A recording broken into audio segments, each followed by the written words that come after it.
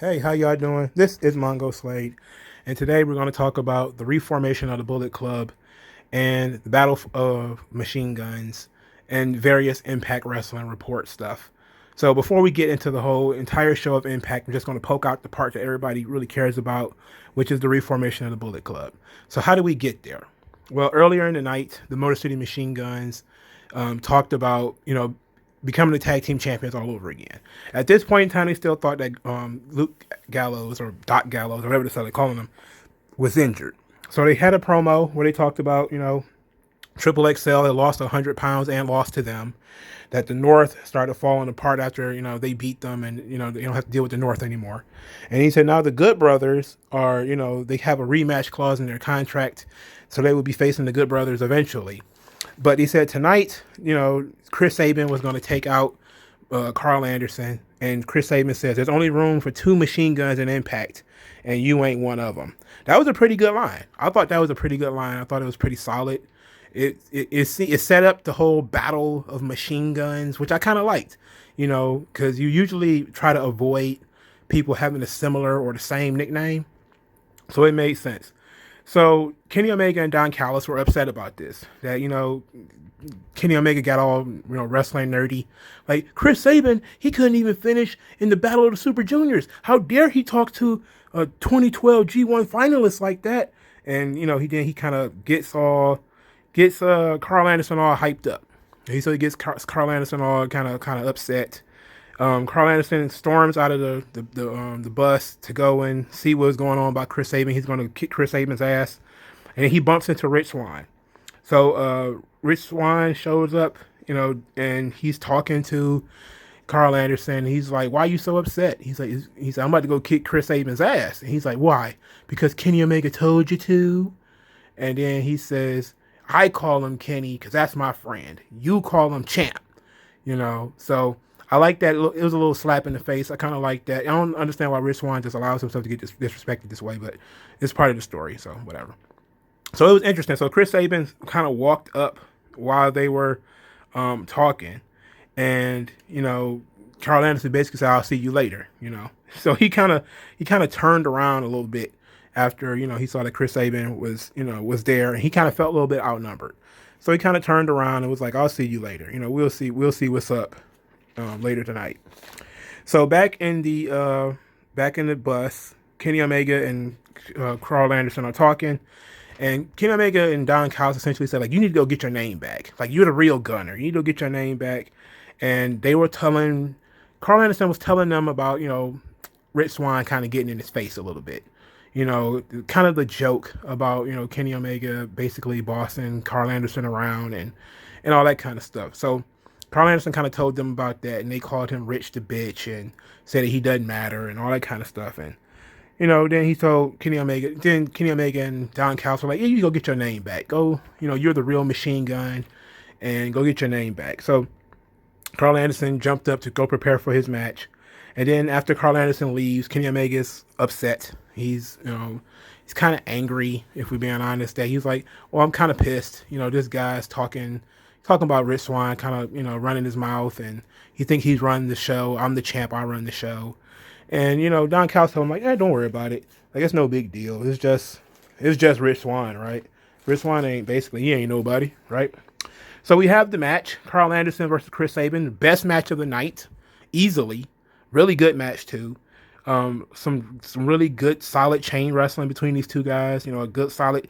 They did some interesting stuff. Not Rich Swann, goddammit. Carl Anderson had a chin lock on Chris Saban, and Chris Saban stomped his feet, like stomped Carl Anderson's feet in order to get out of it, which was kind of new for me. I don't know if they mentioned that Chris Saban was a former Impact champion or not. I know that sometimes these kind of things slide under the radar, but, he is, I guess you would say, a main event act. So Carl Anderson pinned Chris Saban from, with a roll up by pulling the tights. So Omega and Callis were watching in the back, and they were celebrating that Carl Anderson won. Anderson had grabbed his tag team title. He was in the back, and as he was walking up the ramp, I should say, Rich Swann kind of approached him like, "Yo, what was that? What's going on here?" And then they go to the back, and Rich Swann is kind of chastising him for cheating, like, "You don't need to cheat, man. What are you doing?" And Carl Anderson did the right thing. He punched that pussy in his face. And then the Motor City Machine Guns came out of nowhere and they attacked Carl Anderson. And then Luke Gallows attacked the Motor City Machine Guns, beat them both up. And then Rich Swann got up. He super kicked Doc Gallows. And then Kenny Omega smashed a slippery when wet sign over the back of Rich Swann. So Rich Swann was down. The Good Brothers were up. Kenny Omega was up. And then they officially said that they're reforming, and they challenged Impact Wrestling World Champion Rich Swann and the Motor City Machine Guns to a 6-man tag main event on Hard to Kill January the 16th. And you know what? I'm fine with that.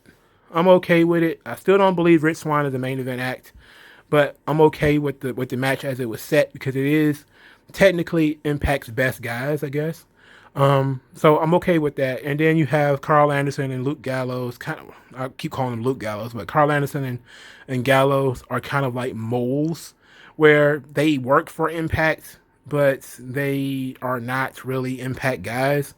But let's be honest, man. Sometimes this Bullet Club stuff is the only thing that keeps some of these guys relevant. It's like Hall and Nash still trying to pull the NWO in 2000. Even though I think both of them were gone by then.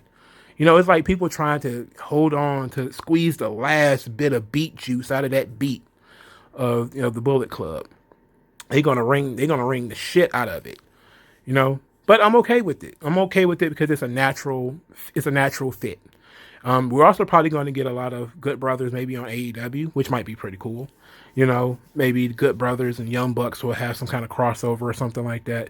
So that's what they're basically setting up this whole Bullet Club is going to be and all these various promotions. So I'm cool with that. It wasn't as bad. It was actually a little bit better this week because Kenny Omega was not the focus. He was just sort of he was being a shit stirrer, essentially. So he wasn't the focal point of Impact, which is probably why fewer people were watching it. But he was there. He was present. He participated in the show, So this actually felt more natural and it actually felt a little bit better this week. But I'm okay with the 6-man tag. The question is, who do you have win? Did you have Kenny Omega beat the Impact World Champion on an Impact show? Then you have to ask the question, when are we actually going to get the Kenny Omega Rich Swann match? And Impact is one of those companies that does not have monthly pay-per-views. They have pay-per-views every once in a while. So I don't know when their next event is after January. Maybe they'll do something slick and they'll have Rich Swann come over to an AEW pay-per-view and challenge title for title. The title for title match is going to happen. I mean, we just know what's going to happen. But I don't know. But then you got Moose, who's there. I'll get into the Moose stuff later. But it's an interesting dynamic. A lot of the buzz of this whole thing has died out though. I saw people talk about, Impact was trending the week that it was announced that Kenny Omega was going to be on the show. The very next week, they're not even trending anymore, at least not during the show. Maybe they trended after the Bullet Club reformed. But Rodney Dangerfield was trending, and Rodney Dangerfield's been dead, 30 years? So if they have less of a pulse than Rodney Dangerfield, I'm not too concerned about anything else. But that was a good match. That was the second best thing on the show, was the reformation of the Bullet Club and the story that they were telling throughout the night. But they also did something else that was pretty good. And I'm just going to talk about the good stuff. Let's talk about that. The Bullet Club reforming was good. So let's talk about something else that was actually pretty good. So Eric Young, who I absolutely obliterated on my Final Resolution review for saying that he was boring, he's old as fuck, wrestles like he's, got anchors around his ankles. But he actually did something pretty good this week. They did the brainwashing of Cody Deaner. So what did they do? So Eric Young started talking about sicknesses and diseases. There's a series of segments throughout the night. So Eric Young is talking about sicknesses. He's talking about his mom died of disease, and that he can't he couldn't reason with the disease. He couldn't buy the disease. You can't talk the disease down. That the disease has to be cut out. That sicknesses have to be cut out. And then he says he's going to baptize Cody Deaner in the holy water of change. So we go back to this prison where this is where all the vignettes that they showed throughout the night was set in the old prison that Eric Young was doing his vignettes in. He was talking to himself. They have repurposed this thing. It's like an old prison. Cody Deaner is shackled to the table, and he's basically being brainwashed by Eric Young. So he tells I used to tell myself happy stories, but happy stories are lies. He says that happy stories are lies, and wrestling is sick. Wrestling is sick. It has a disease, and that Cody Deaner gave wrestling everything.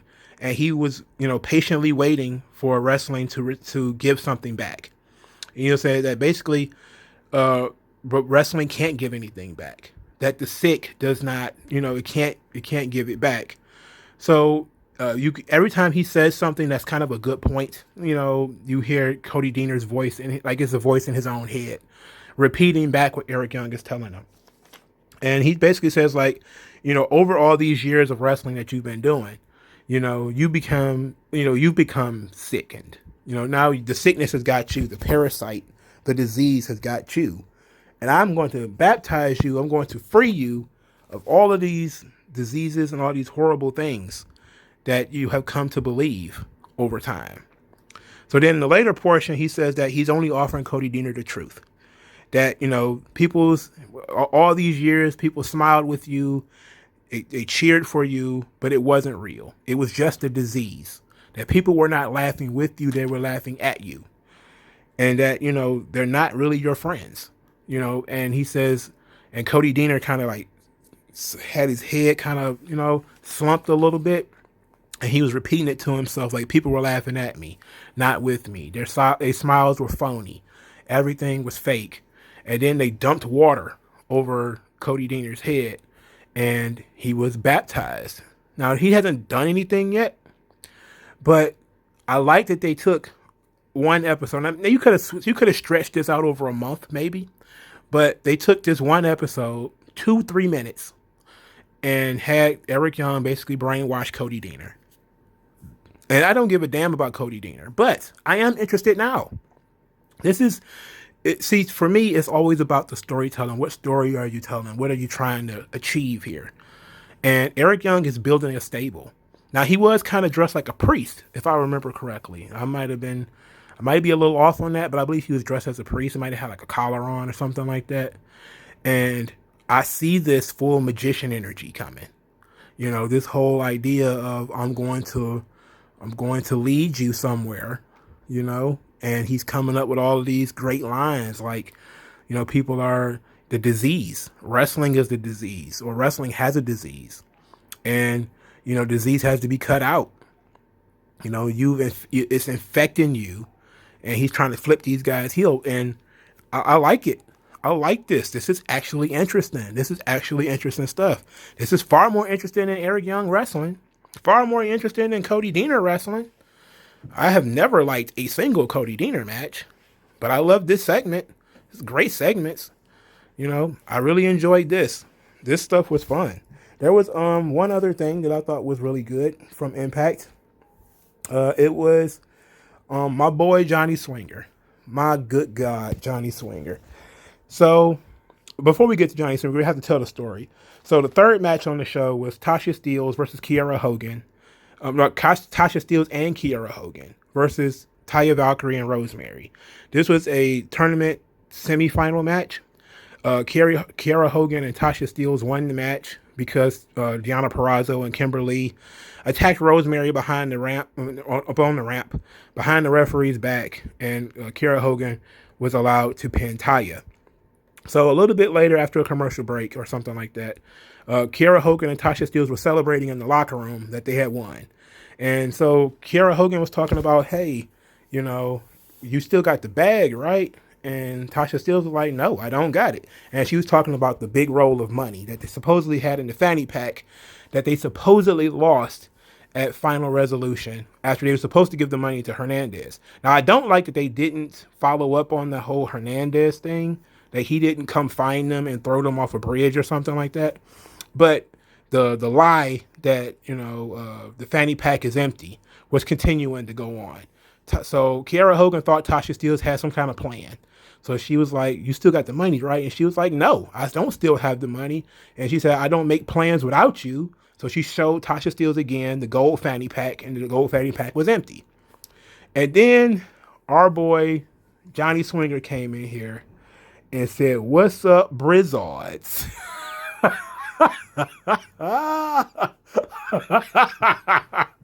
Brizzards. I love this guy. I love Johnny Swinger.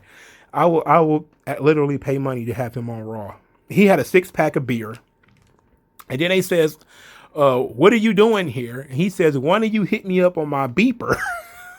But never mind that. They told him to leave.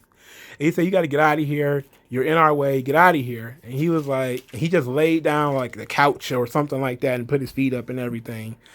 And then he said, did I tell you about that time me and Pat Rose cut off this guy's finger in Portland?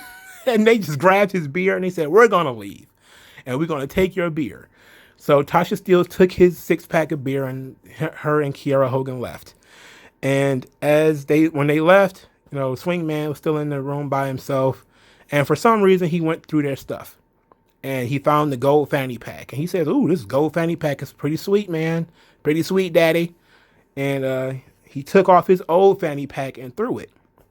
So as he threw away the old fanny pack, he was playing around with the gold one. And he said, ooh, a kayfabe compartment. Basically, there was a hidden compartment in the fanny pack where the money was. And now Johnny Swinger has the money. I don't give a fuck about the money. I don't care about that at all. I care that Johnny Swinger is fucking hilarious. And we need more Johnny Swinger. Like, I think that Impact it's just, I love Johnny Swinger, man. I may be the only one. But if you're going to go with comedy wrestling, doing an old school Carney from like the 80s, great shit. Absolutely fantastic shit. It is great stuff. The way he speaks pig Latin, he calls everybody daddy, he pretends to be cool and he's not. Like, oh my God. It is absolutely fantastic shit. I love the Swing Man. The Swing Man rules. Okay, so the another thing that was kind of okay, as far as Impact is concerned, was the Tony and Tony paid ad, the second one. Now, this one was Tony Khan absolutely should not be talking. Tony Schiavone was fantastic, though. They did another paid ad with Tony Schiavone telling jokes about AEW. Not about AEW, but about Impact. Where he says that... He said, if you ask your smart TV to turn to Access TV, it would say, dude, why? And then he says that he asked Daniels and Kazarian if they remember when Impact was TNA and they had fans. He said they told him no.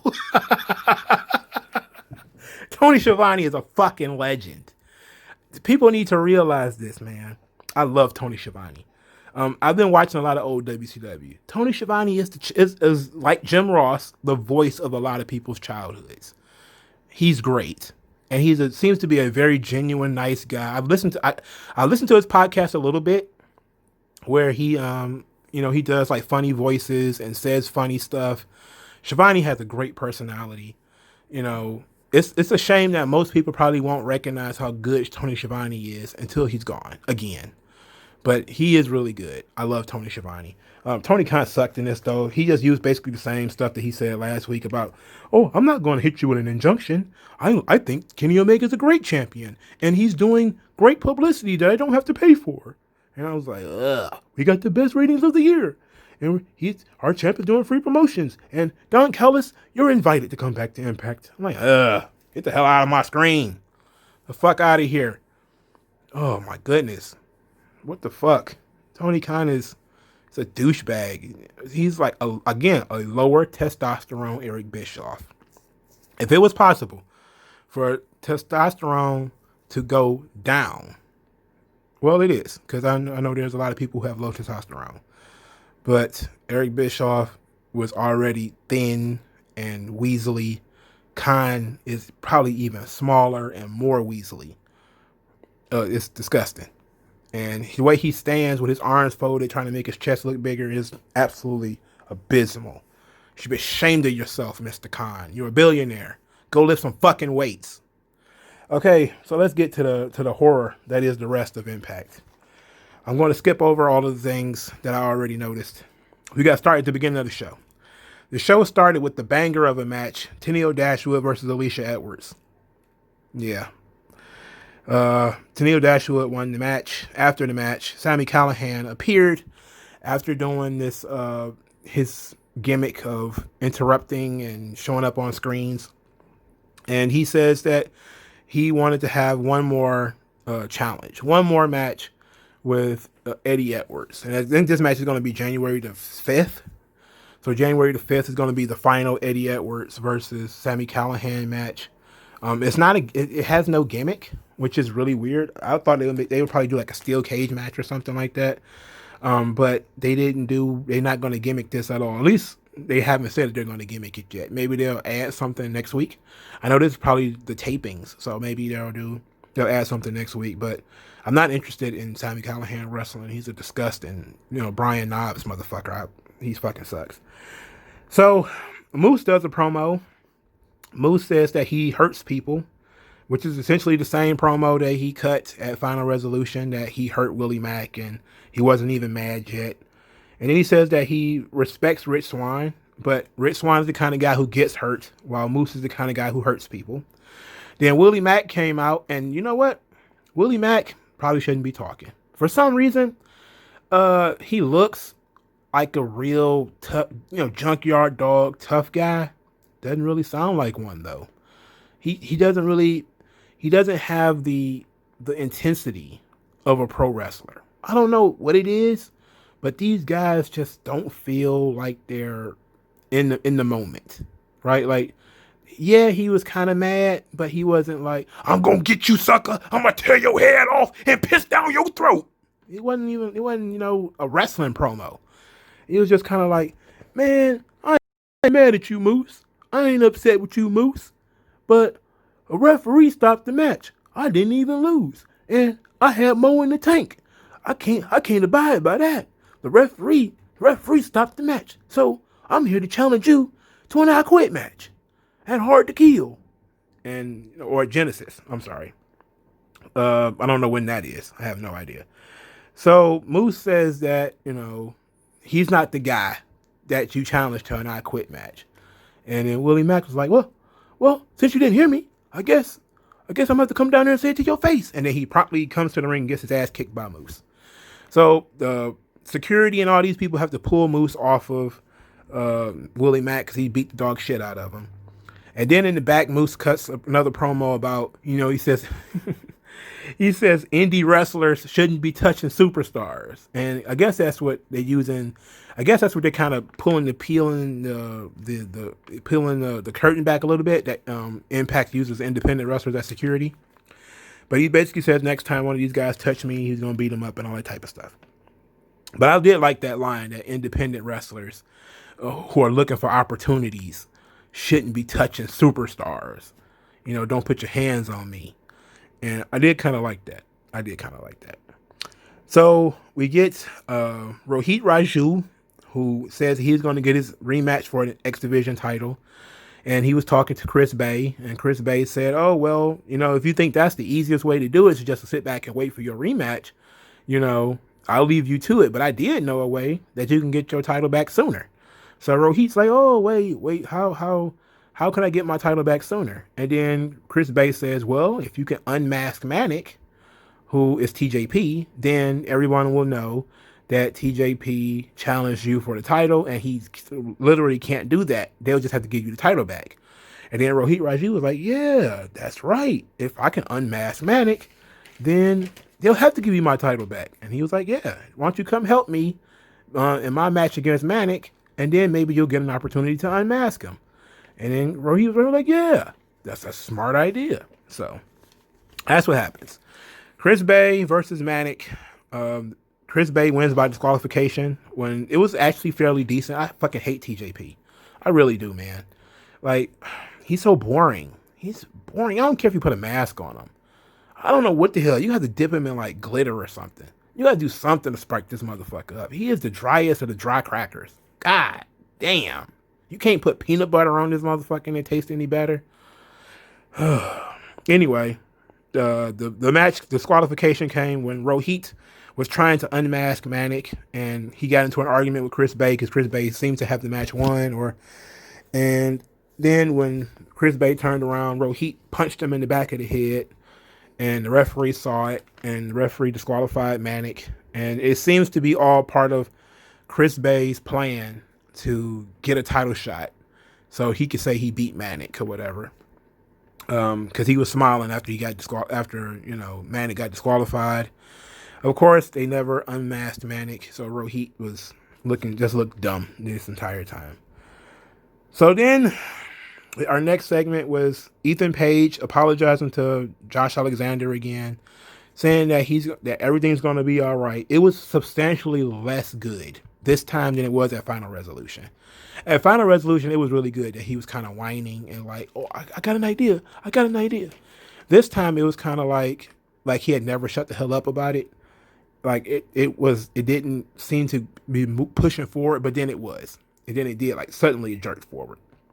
So Josh Alexander told him to shut the hell up and that he needs help and that they can't be partners right now because Ethan Page is not in his right mind. He needs to go get some help and then maybe he'll be partners with him later. So then Ethan Page says, yes, I will go get help. Yes, I will. So he walks off.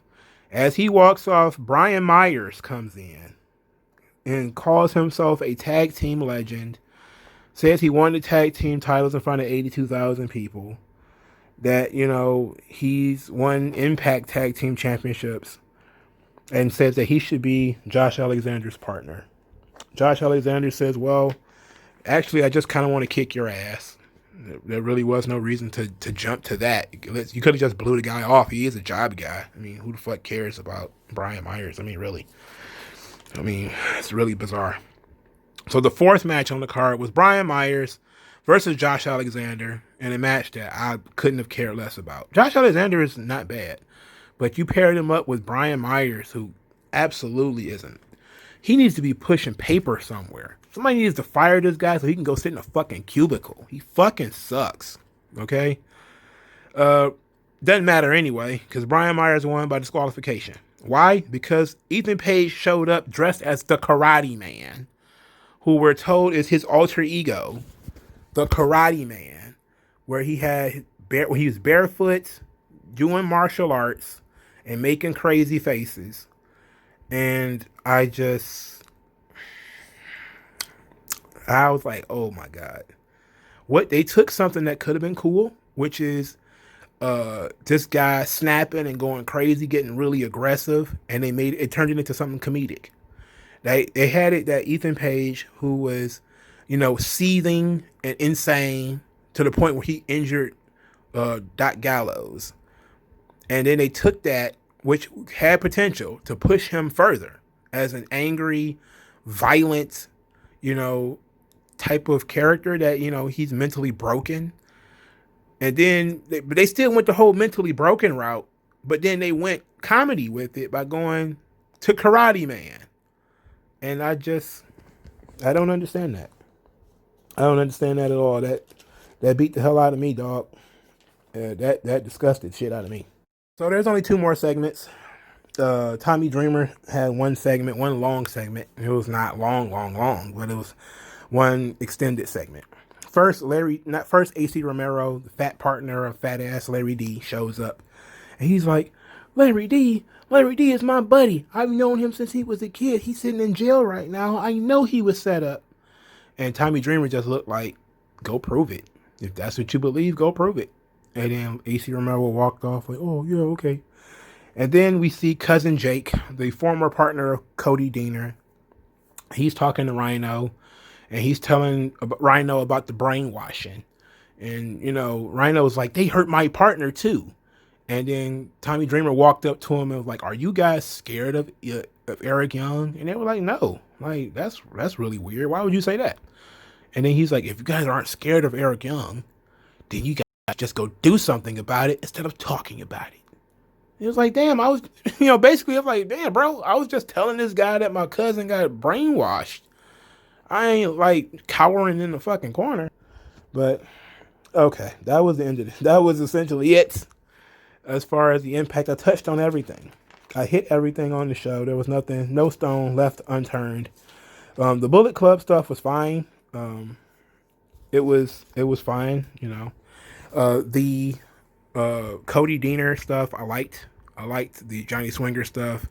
Um, it's this was probably, well, it had one match that I wanted to see, and I couldn't stomach to watch TJP, if we're being honest.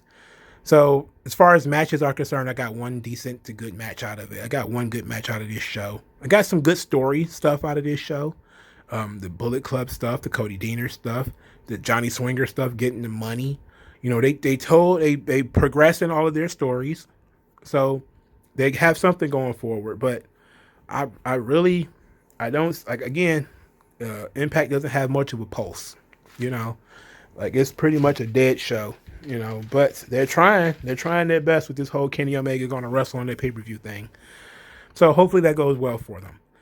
But there's a lot of sites out there that are basically either paid propaganda for Impact and AEW, basically AEW, not really has nothing to do with Impact.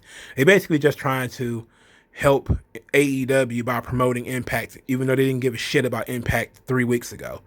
But there's a lot of paid propagandists out there, dog, and I'm not even gonna hold you up. You really gotta support wrestling, alternative wrestling media. You got people who are getting banned from websites and stuff for liking what they don't like. You got websites lying, pulling up a bunch of bullshit, trying to get clickbait. This shit is not gonna work, dog. It's not gonna work for me. We need to build our own infrastructure, and I'm trying to do that by, asking you guys for $1. I really appreciate it. We need to do our own thing, even if it's just doesn't get any further than YouTube. We need to do our own thing. There needs to be a voice that's separate from fucking Wrestling Observer. That's enough of these motherfuckers. Like, it's really bizarre that they complain about WWE being a monopoly when they are essentially the source of 100 other news organizations. Like, literally. What do you read that doesn't come from Dave Meltzer and Brian fucking Alvarez? Like, it's enough of these motherfuckers, dog. It's enough of this shit. And I don't even care that they're trying to push this stuff. I just hate that they're misleading people and they're abusing people and shit like that. That shit trash, man. But that's up to y'all, man. Like this video, share this video, subscribe to the channel. Thank you guys for listening, and I'll talk to you guys later.